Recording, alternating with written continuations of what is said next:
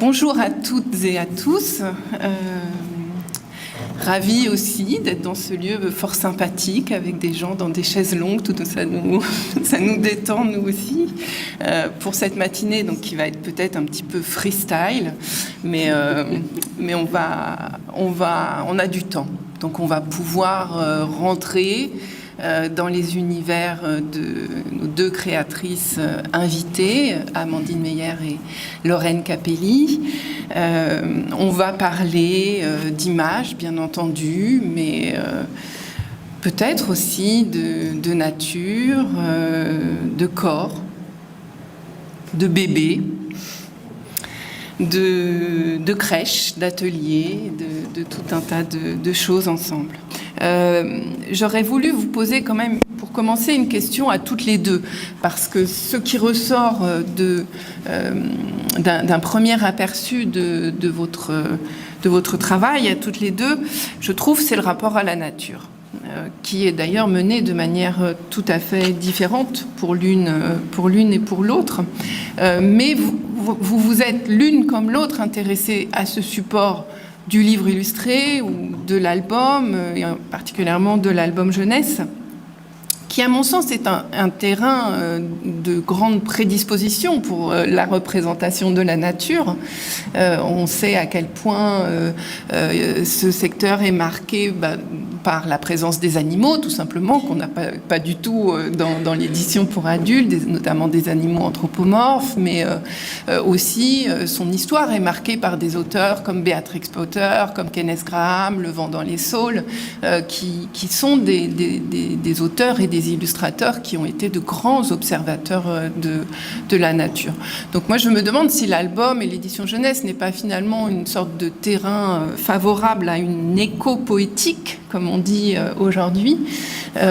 Donc je voulais l'une et l'autre vous interroger comme ça avec une question extrêmement ouverte sur votre rapport à la nature et le lien que vous avez fait, comment vous vous dirigez vers l'album. Amandine, allez, j'accroche le premier regard. Lorraine. Bon, alors Lorraine. Ok, merci Amandine. Comment je pourrais en parler ? En fait, je vais commencer par la base. Je suis de Chartreuse. J'ai grandi. En fait, les images de Cap, en fait, juste ce qu'on voit pas, c'est que ma maison était juste là, et que la forêt a été le territoire de mes après-midi, de mes week-ends, territoire de jeu infini. Solitaire. En fait, je pense que c'est le territoire de mon enfance que j'ai toujours besoin de retraverser à travers chacune de mes créations, non sans difficulté. Et en fait, si je parle de Cap, par exemple, non, je vais dire d'autres choses aussi. Tiens. Je vais dire que moi, j'ai eu mon grand-père était bûcheron, mon père l'a été un peu aussi, quoi. Donc en fait, il y a beaucoup d'hommes de ma famille qui ont travaillé dans la forêt, des hommes que j'ai peu connus. Et je pense qu'en fait, être dans la forêt et en faire l'objet de mon travail, c'est une manière de me reconnecter aussi à eux. Voilà. Ça, c'était pour le côté un peu pathos. Et en fait, je me suis aperçue en faisant Cap que ce que me permettait la déambulation de la petite fille, en fait, c'était à la fois se perdre, jouer sur des cadrages, l'infiniment petit, l'infiniment grand. En fait, ça m'a mis dans un état qui est proche. En fait, se balader en forêt, c'est très proche de quand je suis en train de dessiner, par exemple. Je ne peux pas dire ça mieux. C'est-à-dire que, en fait, je suis dans l'instant présent. Voilà, j'avance, je fais, et je me pose pas de questions. En fait, voilà, il y a des choses que j'intègre petit à petit, mais en fait, je lis ça très fort. Voilà. Eh bien, je pense que c'est un peu comme ce que disait Lorraine. Moi, ça me fait le même effet. Je pense que c'est partagé par vous, n'est-ce pas ? Oui. C'est que plus je vais dans la nature, moins je fais en fait. Je vais pas moins je vais faire, plus je vais être simplement dans la nature, en profiter et je ne vais pas travailler ou pas dessiner, quoi. Je vais. Mais vous allez quand même au travail après. Ouais. Bon. Ben, dans un deuxième temps, ouais. Mais moi, après aussi, je pense que si je travaille sur des formes, si je travaille le monde végétal, c'est plus pour le côté organique et la possibilité de transformation en fait des formes qui peuvent être floues, poussées, se transformer, changer. Il y a un côté plus propice à la métamorphose avec ces formes-là. Oui, qui n'est pas forcément un réinvestissement de paysage ou d'une expérience de la nature, mais plus finalement une structure propice effectivement à cet univers finalement très, très fluide aussi de transformation. On va de toute façon revenir sur vos livres et concrètement comment ces éléments-là se traduisent. Maintenant que j'ai ouvert Cap, on va peut-être le regarder.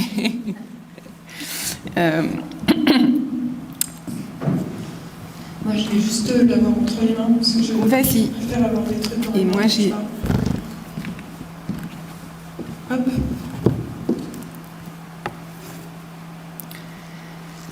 Donc Cap, c'est un chemin buissonnier. On a vu ce cartable qui est laissé sur le chemin et cet enfant qui quitte le chemin et qui s'approche de cette forêt dont tu nous as parlé, Lorraine. C'est le matin et qui pénètre véritablement cette nature qui fait corps avec cette nature. Et on a une alternance en fait de points de vue. C'est cette vue-là qui revient et qui marque les évolutions du jour. Et puis ce personnage qui est en couleur ou partiellement en couleur. Et ces éléments de croquis que j'abordais, que je mentionnais tout à l'heure. Donc on a un jeu finalement entre ces trois types d'expressions qui se déroulent au fil des pages de cet album que tu investis avec une extrême liberté.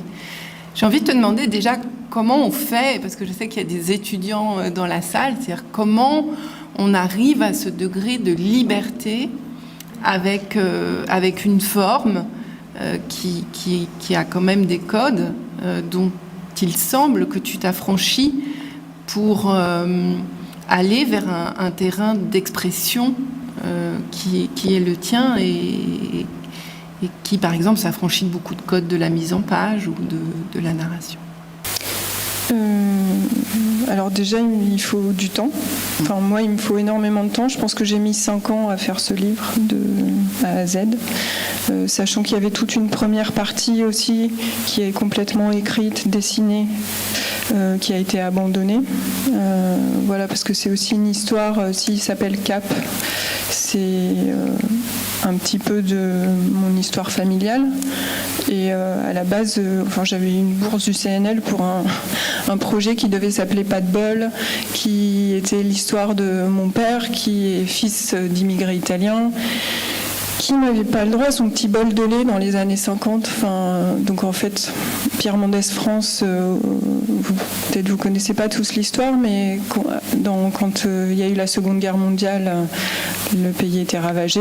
Ensuite, Pierre Mendès France, qui était au gouvernement, a décidé que chaque enfant qui irait à l'école aurait un petit bol de lait. Et mon père, qui avait ce nom de famille à consonance italienne, n'avait pas le droit à son petit bol de lait. Donc mon père me racontait l'histoire. Quand j'étais petite, je pleurais. Voilà. Et en fait, ce que mon père a fait, c'est il a fait un blocage avec l'école. Il n'allait plus à l'école. Voilà. Donc en fait, c'est son histoire à lui que j'ai racontée. Ensuite, j'ai enlevé l'école, j'ai enlevé la partie historique, et je me suis concentrée en fait sur le côté jouissif et sensoriel en fait de cette entrée en forêt, qui est comme une sorte de renaissance en fait. Les images du début, elles ont été pensées vraiment, si tu les fais défiler, comme, alors à partir peut-être de... C'est comme une sorte de renaissance et d'accouchement en fait. On voit ici un tout petit personnage qui grandit, qui est en train de passer une espèce de conduit. Et là, il y a vraiment une image de naissance. Et même dans l'image d'après, il y a comme un petit cordon qui a été coupé. Donc en fait, tout ça, ça a été pensé vraiment comme cette renaissance. Ensuite, qu'est-ce que je pourrais raconter d'autre? Parce que je ne me rappelle plus la question. Moi non plus. Mais oui, il y avait des histoires de... Continue simplement à nous raconter la genèse du livre. Tu étais en train de nous dire que le projet avait évolué. Il y a un truc qui me paraissait assez important, c'est que, en fait, je vais me rasseoir là-bas. En fait, c'était un petit garçon. Et pour faire ce livre, j'ai fait un stage avec un garde forestier. Donc pendant 1 an, 4 jours par mois, j'ai suivi Georges Tramier dans l'exercice de ses fonctions. Donc j'ai appris plein de choses sur la nature. Puis j'ai été confrontée aussi à beaucoup d'hommes. En fait, dans le Beaufortain, il y a une femme qui travaille en tant que garde forestier. Sinon, il y avait plein de bûcherons.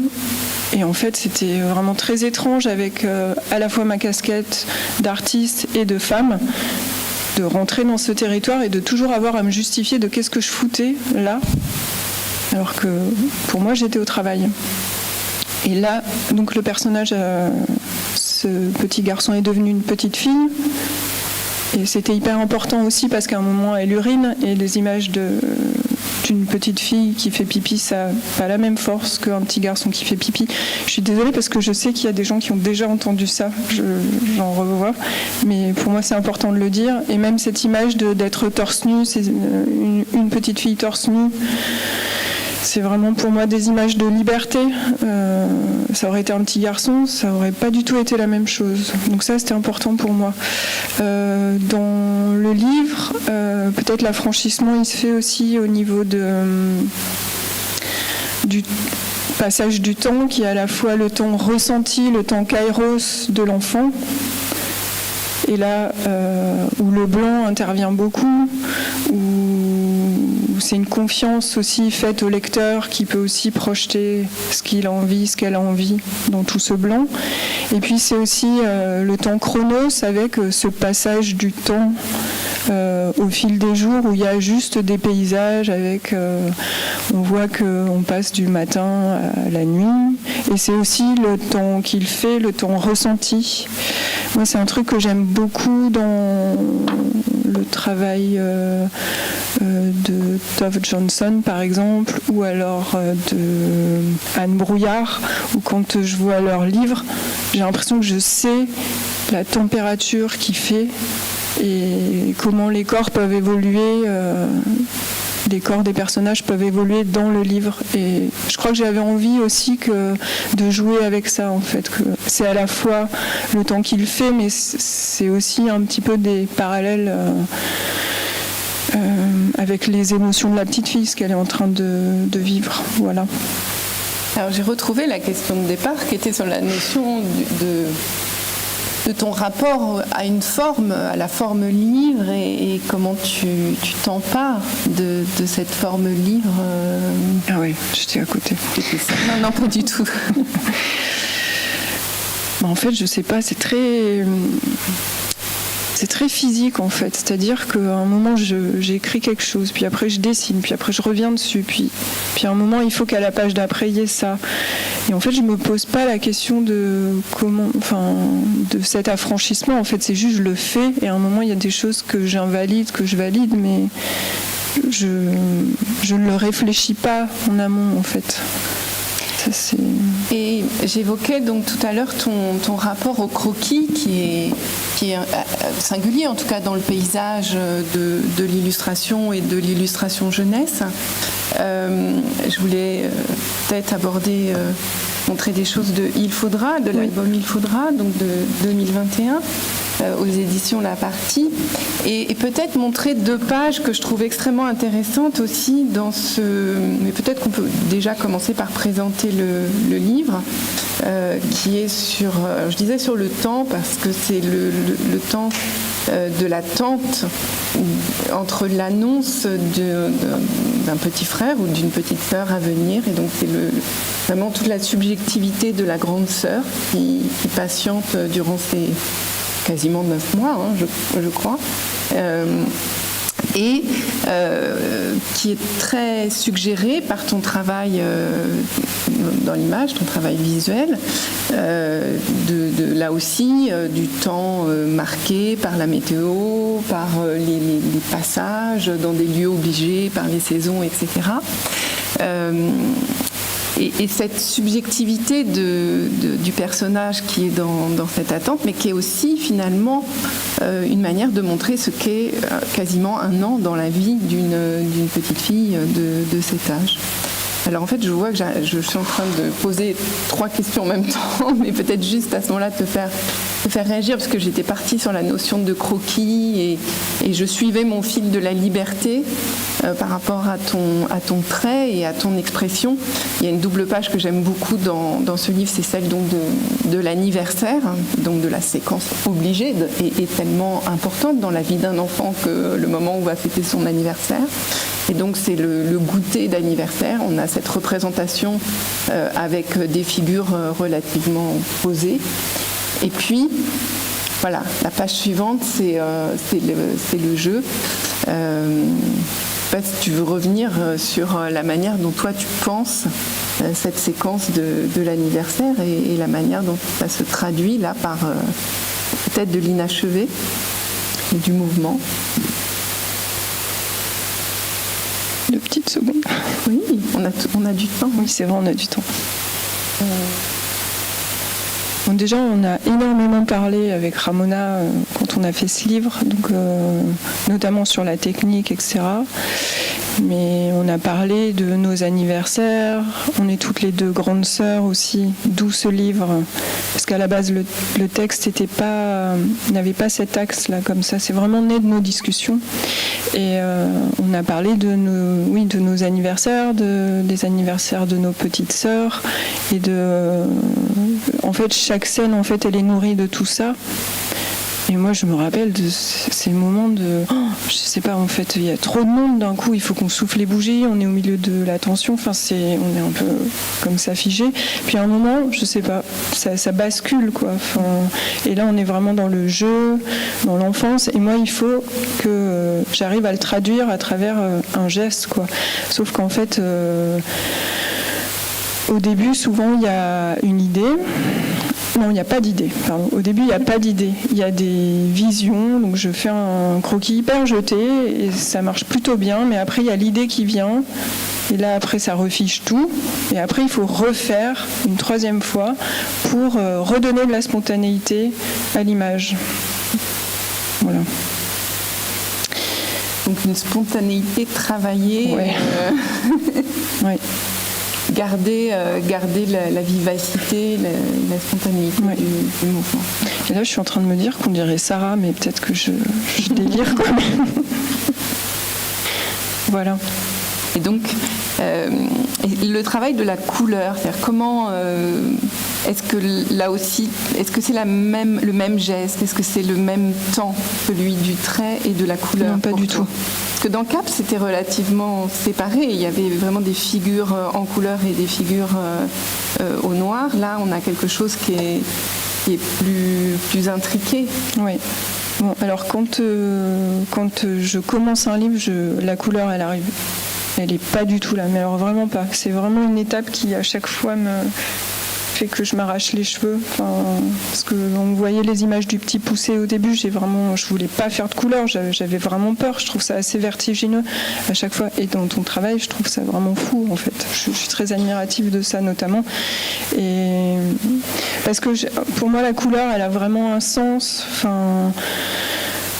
Donc à chaque fois, elle vient dire quelque chose, et plus j'en utilise, plus ça me fait vriller, mais j'y arrive. Ça peut être un élément presque perturbateur par rapport au trait, c'est ça ? Elle peut venir dire presque l'inverse, ça peut se contredire aussi. Donc ça, c'est l'un de tes derniers titres, donc avec Feuille de menthe. Là, on est dans l'édition jeunesse. Alors, est-ce que j'avais une question parce que tu présentes.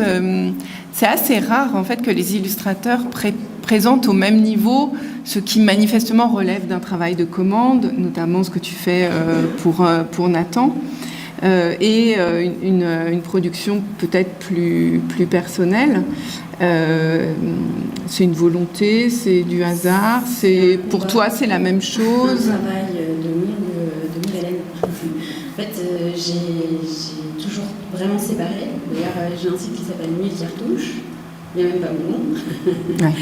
Et j'ai un autre site qui s'appelle amandimeyer.com. C'est vraiment mon travail artistique. Et en fait, j'œuvre depuis 20 ans pour réunir ces deux côtés de moi-même. Je travaille là-dessus, assumer aussi mon travail qui me nourrit. Et surtout, j'y prends de plus en plus de plaisir. Et en fait, mes commandes, j'essaye de faire fusionner mes commandes avec ce que j'aime faire aussi. Et je pense qu'avec le temps, ça vient.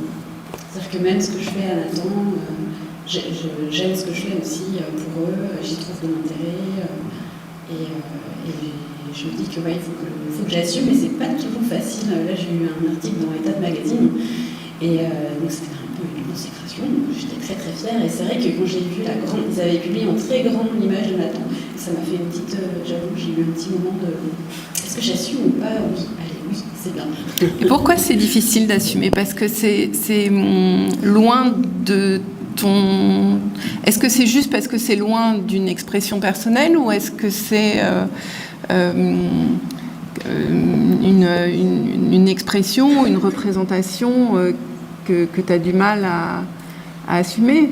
C'est un travail très différent en fait. C'est vraiment quand j'écris pour moi et quand je fais mon travail plastique, c'est vraiment tellement différent. Dans toute la construction par rapport à un travail de commande où là je réponds à, en plus Nathan c'est vraiment très cadré, il y a beaucoup de contraintes, donc ça peut être plus ou moins vidé de vraiment de la force de création et il peut y avoir une très grande distance par rapport à mon travail personnel. Et alors j'avais une question parce que justement ce travail personnel chez toi, il ne passe pas par les mots, alors que ton travail jeunesse. Alors d'ailleurs dis-nous si ce que tu fais pour Feuille de menthe, donc Hansel et Gretel dont on va parler, et Anouk et les lapins de Pâques, pour toi c'est de la commande ou c'est un travail personnel ou c'est entre les deux? En fait c'est assez marrant parce que Hansel et Gretel et Anouk et les lapins de Pâques sont sortis en même temps. Donc c'est 2 livres que j'ai fait chez le même éditeur. Et c'est une éditrice avec qui je travaille depuis une dizaine d'années. On se connaît depuis 20 ans. On travaille ensemble depuis 20 ans. Donc, et c'est la première fois, je me suis sentie assez forte pour vraiment lui proposer quelque chose qui me ressemblait plus. Et dans Hansel et Gretel, j'ai essayé de travailler à ma manière pour faire ce livre. Donc c'est celui qui, je trouve, du coup, ressemble le plus à ce que je peux produire moi et où j'ai eu le plus de liberté. Cette fois, je me suis vraiment sentie de m'emparer pleinement des images. Après, c'est le 3e album aussi où l'auteur, c'est mon compagnon. Donc ça me permet de pouvoir aussi échanger avec l'auteur et ça permet d'aller aussi vers un travail plus... Oui, d'orienter vers des univers qui te seraient plus proches qu'un texte catapulté par un éditeur. Mais alors sur cette question du texte, pourquoi, maintenant que les albums sans texte sont quand même bien identifiés, est-ce qu'il y a un empêchement pour toi aller vers des formes sans texte pour la jeunesse? Là, en fait, je viens de faire un imagier et je rentre dans l'imagier et en fait, je crois que c'est un bon premier pas vers dans cet entre-deux. C'est-à-dire que je ne sais pas de quel côté je vais basculer, mais en tout cas, j'adore. Vraiment, ça me donne l'impression de pouvoir commencer enfin à écrire. Que je peux juste mettre quelques mots. Et pour moi, c'est déjà beaucoup. Ça donne déjà...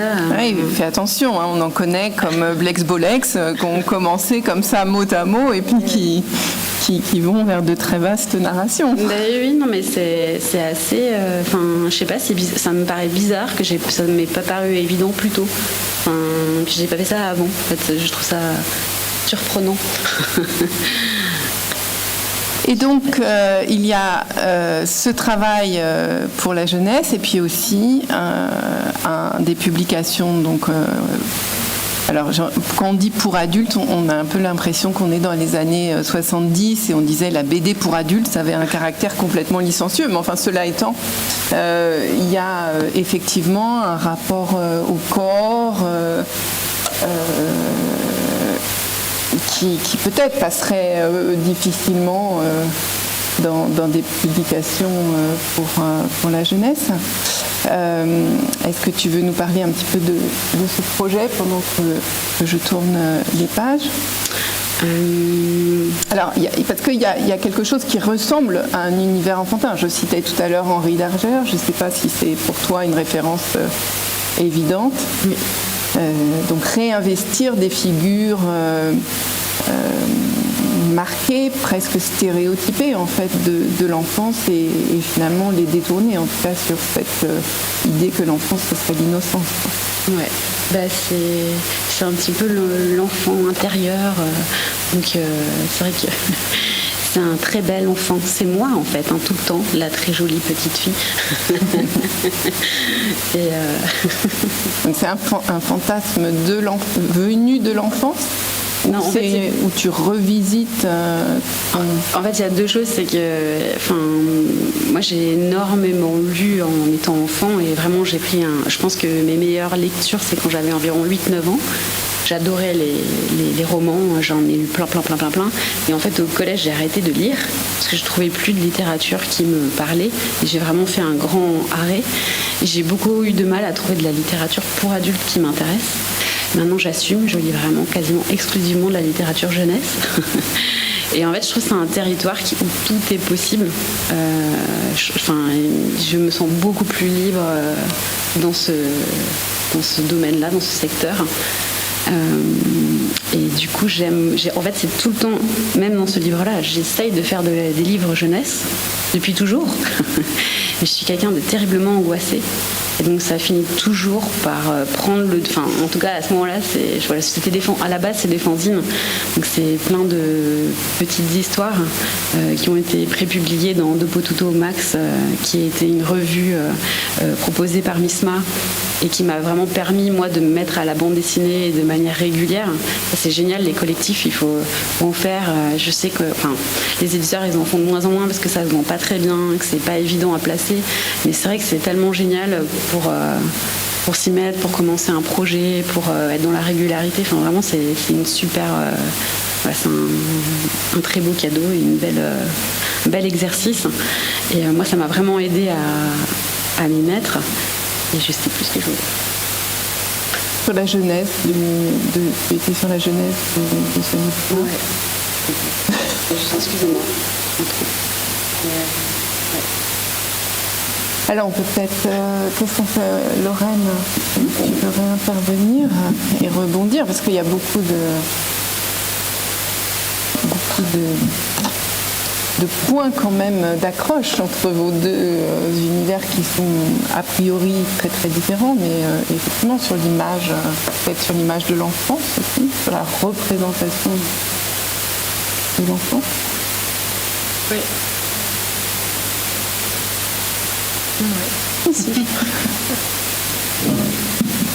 Ouais, en fait, ce qui se passe, c'est que moi j'ai cette sensation que en fait l'enfant, et je pense qu'on est beaucoup à le voir comme ça, mais qu'en grandissant, évidemment, on prend des chemins qui sont de plus en plus affirmés, etc. Mais qu'en même temps, quand on est enfant, il se passe ce genre de choses, quoi. Enfin, ça déborde. Et c'est ça que je trouve toujours hyper beau. C'est cette espèce de liberté de l'enfance. Je le vois souvent dans les ateliers, en fait, aussi avec les petits, notamment à partir de Cap, où j'avais fait des installations où j'aligne des bâtons, voilà, sur une bâche, des bâtons que je coupe à la même taille à peu près, et puis je ramasse plein de matériaux comme ça, et après je les invite à faire des dessins éphémères, et en fait c'est vraiment l'art du débordement, quoi. Enfin, il y en a de partout à la fin, et on s'en fout, et c'est super. Et j'ai fait cet atelier quelques fois avec des adultes. Ben, c'est vraiment pas la même. Enfin, c'est chaque geste doit être réfléchi, pensé, etc. Et en fait, je trouve que c'est hyper inspirant. Ces petits êtres comme ça, et en même temps qui sont terribles en fait. Vraiment, qui sont graves, mais en fait c'est une sorte de condensé comme ça que je trouve vraiment assez fascinant, quoi. Peut-être, je m'aperçois que l'heure tourne mine de rien, et on peut peut-être effectivement faire le lien avec les ateliers à partir de Cap, et que tu nous expliques comment Cap a donné lieu à des ateliers. On peut peut-être regarder ça en images. En fait, je crois que dans la plupart de mes livres, il y a toujours pas toujours, presque, il y a un enfant qui se met à faire un truc qui peut s'apparenter à du dessin aussi. Donc ça peut être sur une vitre, ça peut être par terre avec des bâtons, ça peut être, c'était le cas aussi dans Giorgio, où je sais pas, elle griffonne au sol quand elle n'est pas contente, mais donc quand je faisais le livre, je me suis aperçue que j'avais envie qu'il y ait un atelier où les enfants puissent aussi expérimenter ça, quoi. Donc j'ai commencé à dessiner cette séquence où juste avant, elle plane des choses, elle les ramasse, puis en fait, bam, elle se met à dessiner. Et en fait, c'est un truc qu'on retrouve... c'est à la fois les enfants qui m'ont inspiré ça, des enfants autour de moi, moi enfant. Et après, c'était fou. J'ai décidé de ne plus le faire, cet atelier, parce que je l'ai fait un bon nombre de fois, mais je me suis sentie vraiment spectatrice d'un travail qui était en train de se faire. C'était presque comme un film d'animation qui se faisait devant moi. Moi, j'ai juste créé le contexte, et ensuite, tout se jouait comme une sorte de ballet, comme ça. Voilà. J'ai une question. Il n'y avait pas quelqu'un avec toi qui... Parce que tu as fait... L'installation, tu l'as faite à Montreuil. Alors, oui, explique-nous peut-être, tu veux, la genèse de cet atelier. Ouais, alors ça, c'était les ateliers à propos de Cap. Puis après, il y a eu ce que j'ai appelé le jardin enfant. Où tu es dedans. Ouais, je suis dedans. Toi, tu as fait une résidence en crèche qui a abouti à une exposition. Moi, j'ai pas eu la résidence, mais ils m'ont proposé de faire une exposition. Donc là, on parle du centre Tignou à Montreuil. Voilà. Donc j'ai fait une résidence peu avant de faire l'expo au Chalet Mauriac à Saint-Symphorien. Et là, j'y ai travaillé le jardin enfant. Et donc, comme vous pouvez le voir, en fait, c'est aussi une sorte d'espace qui est créé vraiment pour les tout-petits, avec des matériaux hyper bruts. Donc, quand les parents ou les nounous arrivaient et voyaient les bâtons, les marrons, je voyais une sorte de réticence comme ça dans leur regard. Et en fait, ça se passait vraiment bien. C'est-à-dire qu'il faut juste prendre le temps, être dans le rythme des tout-petits, faire en sorte qu'ils se sentent à l'aise. C'était des séances d'une demi-heure, ce qu'on faisait. En fait, on accompagnait les petits dans notre exposition. Et pour moi, le temps de l'accueil était hyper important. Des fois, il y en a qui restaient assis sur leur couche pendant 25 minutes. Et la 26e minute, ils allaient prendre un bâton qui secouait. Et c'était super. Puis il y en a qui avaient tout testé, etc. Mais en fait, il n'y en a aucun qui s'est mis en danger. Parce qu'en fait, on les laissait faire, quoi. Et quand ils sont tout seuls, avec des matériaux, ils ne se mettent pas en danger. En fait, j'ai eu cette image là de quand on a un enfant dans les bras et qui se jette en arrière. En fait, il le fait jamais quand il est tout seul. Il le fait quand il y a des bras derrière. Donc en fait, tous les matériaux, c'était un peu un pari aussi de mettre tout ça en place pour cette exposition. Mais en fait, bon, il n'y a pas eu de blessés, donc ça c'était cool.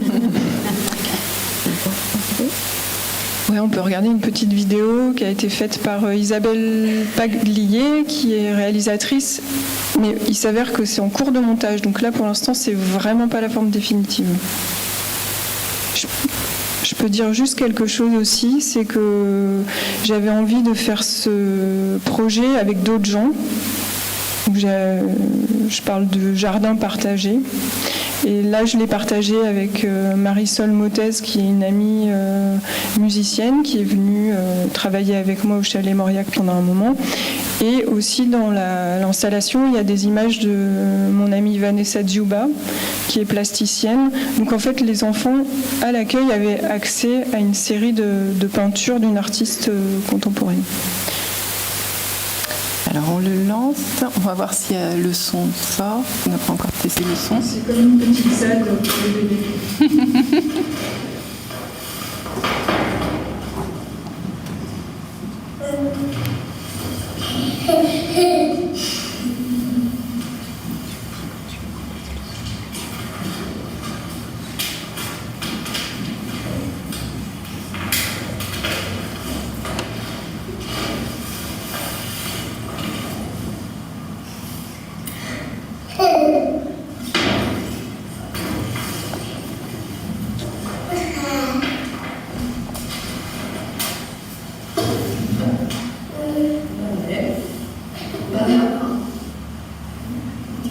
Ce qui était marrant aussi, par exemple, c'est que j'ai pas de bébé.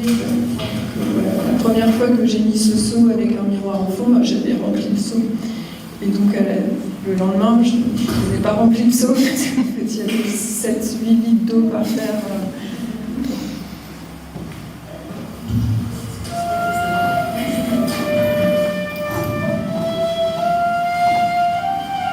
Et c'était vraiment une ode à la croissance, à tout ce qui pousse.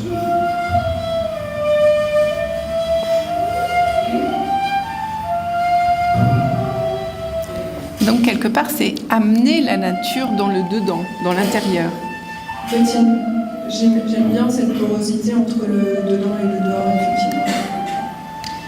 Et il y a quelques temps, d'ailleurs, j'ai reçu un mail d'une étudiante des Arts Déco de Strasbourg qui me disait « J'ai regardé votre travail sur le jardin enfant, ça m'intrigue et en même temps, je me disais tous ces matériaux naturels à l'intérieur, on dirait des carottes dans un supermarché. » Je n'ai pas su trop comment répondre.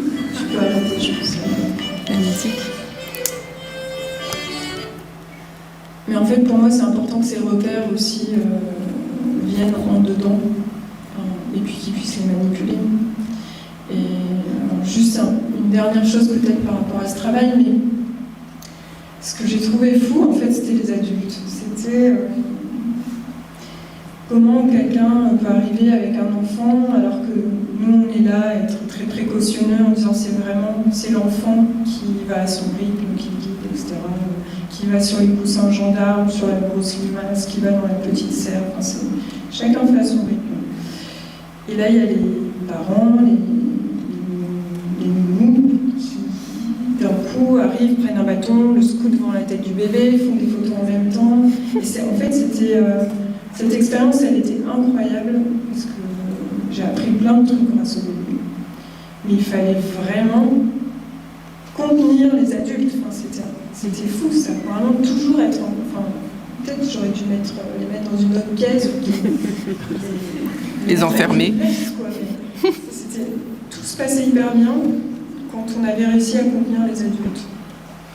Mais ça va aussi avec ce que tu nous disais tout à l'heure sur les craintes, les appréhensions. Et finalement, tout ça, c'est quand même une question à la fois de confiance, mais aussi de faire confiance à l'enfant, mais ne pas sous-estimer aussi sa capacité à appréhender des choses nouvelles, sa capacité à rentrer dans un univers multisensoriel, de musique, de son.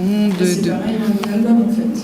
C'est que là, il n'y a pas Kid, mais Kid raconte l'histoire, entre autres, d'un deuil. Et en fait, quand on était en salon, les gens voient un chat sur la couverture. C'était une sorte d'appel où tout le monde s'approchait. Ah, les joli petit chat, et puis tourne les pages, et hop, il y a une scène d'enterrement. Donc les adultes referment. Voilà, mais en fait, quand j'étais en classe, je l'ai lu à de nombreux enfants, et il s'est passé des trucs de dingue avec eux qui d'un coup se confiaient, parlaient, mettaient des mots sur des expériences qu'ils avaient vécues. Pour la première fois, ils mettaient des mots là-dessus. C'est pas moi, en fait, c'est parce qu'il y avait l'objet libre, en fait, et parce qu'il n'y avait pas les adultes au-dessus qui viennent poser la main, fermer quelque chose, fermer les espaces tout le temps. Mais est-ce que c'est pas ça finalement, travailler en direction des enfants, leur faire des livres, faire avec eux des ateliers, est-ce que c'est pas finalement mieux les connaître, tout simplement déjà ? Est-ce que ça ne nous permet pas d'avancer dans ce territoire qui est encore en friche ? Ouais, pour moi, c'est effectivement c'est en friche, et c'est pas mieux les connaître, mais c'est en fait, moi j'ai l'impression que ce que j'aime quand je fais des ateliers ou des livres, c'est que je me mets à hauteur d'enfant. Voilà. Et ça, c'est hyper important pour moi. Amandine, est-ce que tu veux... Est-ce que toi aussi, finalement, donc tu as, on l'a dit, mené ce projet au centre Teen Youth de Montreuil. Donc quand même, moi je sais que la première fois c'était pas avec vous, mais la première fois qu'on m'a expliqué que quelqu'un avait fait une résidence d'artiste en crèche, il faut quand même bien détacher les mots, parce que c'est quelque chose d'assez surprenant. Est-ce que toi aussi, dans ces ateliers, tu t'es confronté à peut-être ces présupposés un peu rigides à propos des compétences des enfants ou de la manière dont ils vont se comporter? Moi, en fait, j'avais un enfant à ce moment-là, en fait, qui avait le même âge que les bébés. Quand j'ai fait ma demande, quand j'ai postulé pour la résidence en crèche à Montreuil, je suis montreuilloise, et j'avais un bébé. Et du coup, ça me permettait j'étais émerveillée par ce petit bonhomme qui grandissait, et justement épatée de découvrir toutes ses compétences. Et c'est vrai que j'ai postulé à cette résidence en me disant que j'avais envie d'approfondir et de prendre le temps de les regarder un peu mieux, ces petits bébés auxquels je m'étais pas vraiment intéressée jusque-là. Moi, j'ai fait beaucoup d'ateliers, mais c'est vrai que ça commence plutôt à partir de 3 ans, jusqu'à 90 ans, mais pas avant. Et du coup, c'est vraiment pour ça que j'ai fait la résidence. Donc j'avais pas vraiment d'a priori, j'étais très curieuse. Mais par contre, c'est vrai que je connaissais pas grand-chose non plus. Mais j'avais un prototype à la maison et il était exactement du même âge que les bébés de la crèche. Donc j'expérimentais sur lui et les enfants de la crèche en même temps. C'était hyper intéressant. Et c'est vrai que j'ai passé 6 mois à la crèche à faire des ateliers de peinture et d'expérience, qui des fois ont raté, des fois ont fonctionné. Et comme tu disais un petit peu, des fois on est vraiment surpris, on apporte des crayons de couleur et on veut faire un atelier dessin et les enfants mangent les crayons, on s'y attendait pas. Donc il y a toujours des réponses comme ça qui sont très spontanées, immédiates et auxquelles il faut répondre tout de suite. Donc c'est toujours surprenant, il faut être très présent, ça va très vite, il y a beaucoup de préparation, mais c'est toujours hyper intense. Et c'est vrai que c'est un public curieux, avide et un peu sauvage, spontané, avec quelque chose, voilà, c'est vrai que des fois on leur tend quelque chose, on pense que c'est un outil et non, c'est une arme. On ne savait pas. Ou on leur tend J'étais venue une fois avec... pareil, c'était un peu je faisais des ateliers peinture, donc c'était super et c'était très, très énergivore parce que je passais 1 heure à installer des cabanes, des dispositifs toujours différents. Eux venaient, ça durait 30 minutes, on se relayait quand il y avait plusieurs groupes, plusieurs passages, et puis ils partaient, et là c'était un chantier vraiment incroyable, mais hyper beau, avec plein de serviettes multicolores, de plein de couleurs, de peinture qu'il fallait que je nettoie. Enfin, c'était vraiment génial. Et je m'amusais à créer des dispositifs enchanteurs. Je me prenais un peu pour Blanche-Neige. Du coup, je suis venue avec un bouquet de fleurs en plastique en disant aujourd'hui on va peindre avec des fleurs, ça va être trop beau. Je me souviens d'avoir un petit garçon qui prend la fleur, il trempe dans la peinture, et il la soulève la fleur, et la fleur elle catapulte la peinture à travers toute la salle, et là je fais ok, on va couper les fleurs, on va couper les tiges. Et tout le monde qui repart avec son petit bouton de fleurs. Donc il y avait vraiment quelque chose de super joyeux et ludique à passer du temps avec ces petits bonshommes et ces petites bonnes femmes. Donc là, on voit des images de ce que tu as fait ici, à la crèche Sainte-Colombe. Toi aussi, tu es en plein dedans. Oui. Comment ça se passe, un atelier? Et puis après, on va voir le témoignage des responsables de la crèche. On va peut-être laisser... Venez, rejoignez-nous. Et donc... toi, nous présenter la manière dont tu as abordé ce projet, puis on va voir la version professionnelle de la petite enfance. Pour moi, il y avait 2 temps, c'est que j'ai vraiment passé 6 mois à travailler beaucoup sur la peinture, la matière. On a tout peint dans la crèche, à proposer des objets auxquels ils ne pouvaient pas... Enfin, on proposait des choses qu'ils ne pouvaient pas faire, c'est-à-dire peindre des ballons, on a peint les jouets de la crèche, on a peint les murs de la crèche, on a peint les vitres de la crèche, on a vraiment été un peu dans tous les sens. L'idée c'était de faire un cadeau auquel ils n'avaient pas forcément accès et d'offrir beaucoup de liberté. Et au terme de ça, j'étais vraiment épuisée au bout de ces 6 mois. Et en fait, je suis venue une fois avec une proposition avec des fils, juste des fils en tissu. Et là, j'ai découvert un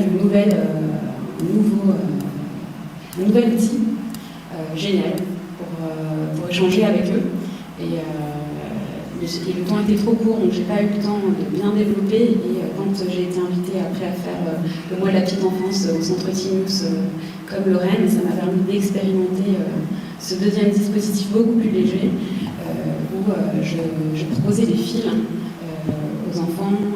Il y avait aussi des choses à colorier, on pouvait tracer sur le sol, il y avait des choses découpées. Mais ce qui était génial, c'est qu'avec un fil, avec des fils, on peut tout faire. On peut se déguiser, on peut faire du théâtre, improviser, on peut dessiner au sol, et même les tout petits se sont mis à faire des dessins. Vous pouvez tout à coup tracer, parce que tenir le crayon et faire un trait dans le sens qu'on a envie, c'est pas toujours évident quand on est petit. Alors que tendre une ligne avec ses doigts tirés dessus et poser juste la ligne, c'est beaucoup plus facile. Et du coup, ils sont mis à pouvoir me dessiner des crocodiles, des choses très compliquées, genre un bus avec des passagers. Et c'était génial parce que moi, ce que je cherchais dans mes ateliers, c'était vraiment un dialogue, pouvoir vraiment échanger avec les bébés. Et avec la peinture, il y avait un dialogue, mais c'était un peu différent. C'était plus de la négociation. Ils dessinaient et des fois je disais bon là stop, on s'arrête, t'es d'accord, oui, allez, je te donne une autre feuille. Et s'ils étaient d'accord, on passait à autre chose. Mais c'était plus une espèce de guidage, des fois de proposer des papiers ou des dispositifs et de dire est-ce que t'es d'accord pour que là on arrête et qu'on passe à autre chose ou qu'on change. Alors que là, avec le fil, ce que j'ai trouvé génial, c'est que je pouvais faire comme un théâtre improvisé, raconter une histoire, les emmener avec moi, qu'ils interviennent. Et tout à coup, il y avait un truc de l'ordre de la performance qui devenait génial. Et qui, moi, m'a enchantée parce que là, je peux vraiment jouer avec eux, tirer sur la ficelle devient une canne à pêche. Ah tiens, attends, je transforme la ficelle, j'en fais une boule, c'est un poisson. Oh, regarde, elle s'est accrochée à ta ficelle. Enfin, du coup, il y avait quelque chose de vraiment hyper spontané, immédiat, ludique, et en plus, ça se range en 30 secondes. Alors, on va voir si c'était aussi simple que ça, avec les témoignages donc, des professionnels de la crèche. L'heure tourne, donc ça va bientôt être à vous. Je vous préviens qu'on va vous laisser la parole, donc pensez à vos questions. Donc bonjour, moi je me présente, je suis Stéphanie, je suis l'éducatrice de jeunes enfants de la crèche Sainte-Colombe. Donc on a accueilli Amandine sur toute une semaine et c'était vraiment riche parce qu'elle est arrivée avec son regard et ses propositions artistiques qui étaient différentes des nôtres. Mais ça a été très porteur, l'équipe a été vraiment ravie et s'est nourrie de toutes ces propositions et ça a donné même des idées pour le futur. Ah. Et les enfants étaient vraiment dans l'exploration, ont pris beaucoup de plaisir. Amandine a aussi proposé des ateliers avec les parents, donc ont amené des moments de partage et de découverte assez riches.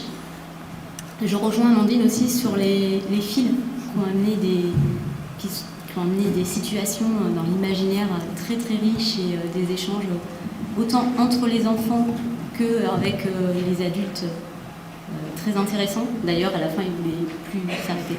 Donc c'était vraiment très très chouette.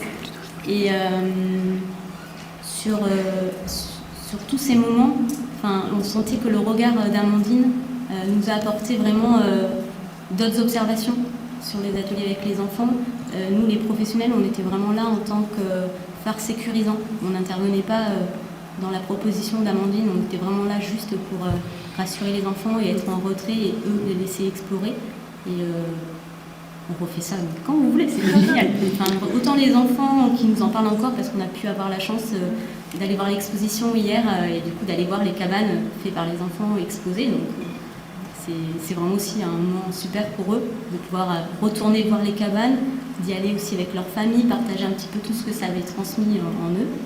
Et non, c'était super. Qu'est-ce que ça change alors d'accueillir un artiste plutôt qu'une animatrice dans une crèche ? Donc bonjour, moi je suis Julie, la directrice de la crèche. Je trouve que c'était une bouffée d'oxygène en fait d'accueillir un artiste parce que on est dans une régularité, dans un déroulé de journée très ritualisé dans les crèches. Et en fait, elles arrivent et elles nous chamboulent complètement et ça c'est génial. Donc les enfants, c'est vrai que c'est pas un public peut-être très facile et qu'on imagine les tout petits, mais pour autant ils sont tellement preneurs c'est des buveurs, quoi. Enfin, ils adorent l'art en fait. Et quand on leur présente, on se rend compte qu'ils ont ils réfléchissent pas avec les codes que nous on a, ils y vont direct et donc c'est beau à voir. Enfin, moi j'ai je pensais au film d'animation, je vois Amandine se déplacer autour des enfants et elle savait leur proposer, elle voyait en fait comme si elle voyait dans leur tête, je sais pas comment vous l'expliquer, mais à un moment ils partaient sur quelque chose et puis elle avançait très discrètement un petit pot de peinture à côté d'eux et du coup ils avaient pioché dedans et il y avait un espèce de dialogue corporel entre eux et c'était vraiment magnifique à voir. Voilà. Merci beaucoup.